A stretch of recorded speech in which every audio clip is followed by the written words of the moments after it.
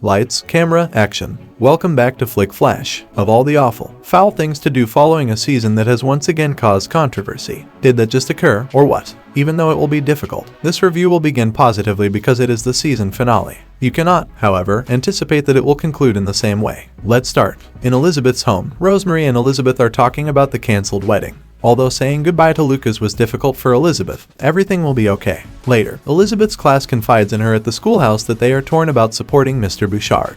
He is a good man, and sometimes people realize they are not meant to be together, Elizabeth assures the children. She expresses gratitude to the students for looking out for her. Lee and Rosemary talk about choosing Goldie's godfather at their home. Lee informs Rosemary that Henry has been chosen. He claims that despite Henry's difficulties, they have made him wiser. Rosemary agrees despite being astonished. When Henry and Lee first cross paths at the communal garden and Lee introduces himself as the potential godfather, Henry doesn't think he is the best candidate. Lee requests that he consider it. Elizabeth and Rosemary observe all the campaign posters for Lucas while they are in town. Mike, who has empathy for Elizabeth, runs into them. In order to hand out vote for Bouchard flyers to her pupils, Elizabeth requests them. Mike is taken aback by Elizabeth's ability to continue participating despite their distance. Elizabeth wishes that everyone would simply forget that she was supposed to get married tomorrow as Rosemary, Goldie, and she make their way to the saloon. Elizabeth claims that despite her sadness, she is delighted for Lucas. She discusses her argument with Nathan over her actual happiness in front of Rosemary. Nathan could have a point, according to Rosemary. Following a tip of Pinkerton agents in the region, Bill decides to accompany Nathan on rounds. Nathan admits to Bill that he hasn't seen Elizabeth around much while they are traveling.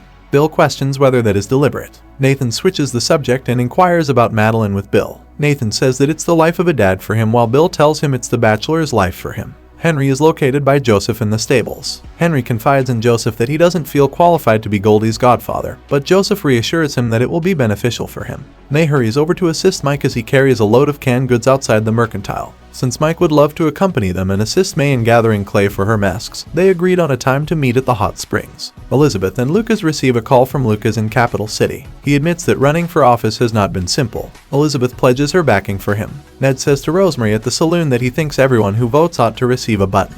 Rosemary notes that while moral rectitude and the press are on their side, the votes are close. When Mike approaches, Ned flees. He questions Rosemary about whether Elizabeth needs to be included in the campaign given that she might not be over their breakup. Elizabeth learns about this. They are interrupted by the woman, who explains that Lucas wants his speech aired to everyone in the saloon and quoted in the Valley voice. She says she just spoke with him, which answers Mike's question about how she knew that. Rosemary explains to Mike that everything between Elizabeth and Lucas is okay. They all pay attention to his remarks and applaud him, Elizabeth included. Elizabeth notices Henry outside the row homes. They talk about his history and his future position as Goldie's godfather. Elizabeth comforts him by saying that he would be a wonderful godfather. Minnie discovers Joseph preparing his speech for Goldie's baptism inside Abigail's cafe. Henry is also on his thoughts. He should rest, says Minnie, and everything will be okay. Election day is today. Elizabeth, Rosemary, Bill, and Mike examine the ballot with the names Bixby Balfour and Lucas Bouchard in Bill's office, which houses the voting booths. Bill and Mike open the doors for voters to enter, while Rosemary and Elizabeth take a seat at the desk.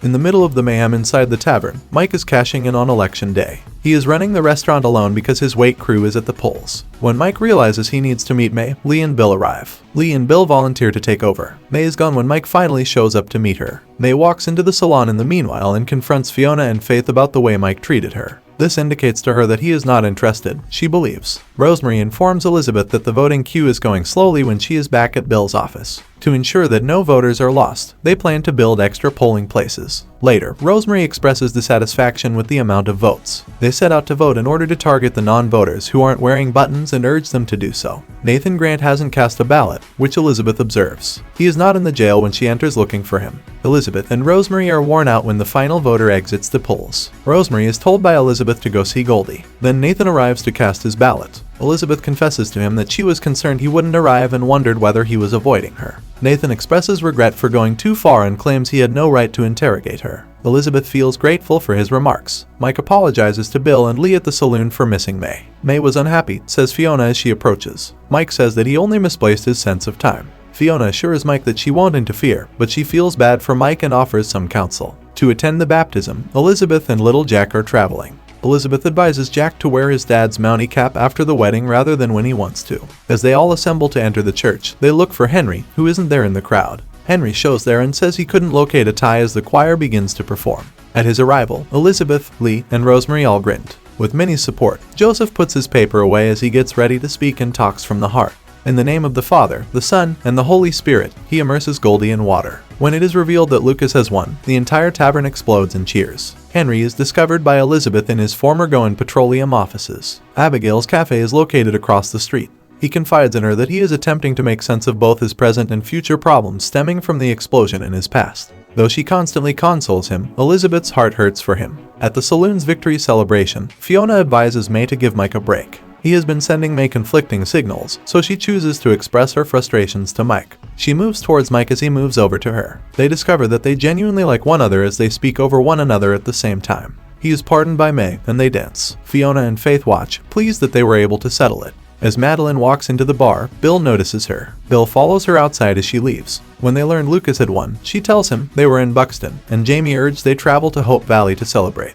Bill definitely won't forgive her. She continues, but she wants him to know how much Hope Valley and Bill have meant to her. Lucas thanks everyone as he leaves the campaign headquarters in Capital City at night.